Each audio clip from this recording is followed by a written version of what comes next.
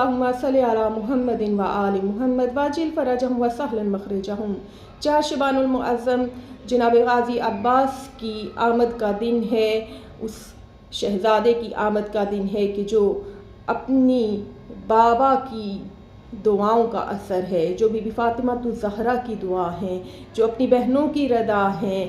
इन आका की मंज़लत मकाम का कोई अंदाज़ा किस तरह से कर सकता है कि जिनके बाजुओं को मासूम इमामों ने चूमा हो। मौलाए कायनात अली इब्न अबी तालिब ने रोज़े वलादत जनाब गाज़ी अब्बास के बाजू चूमे। कई बार मौला अपने बेटे के बाजुओं को चूमते।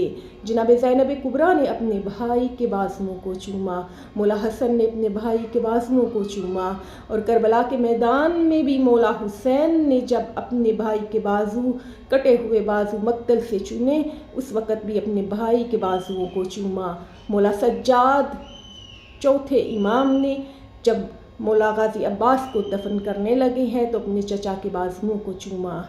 और 5वें इमाम मौला इमाम बाकर अलैहिस्सलाम ने जब जनाब सकीना की मश्क लेकर सकाए सकीना ख़ैमे से बाहर आने लगे हैं तो तमाम बच्चे मौला गाज़ी अब्बास के गिर्द जमा हो गए।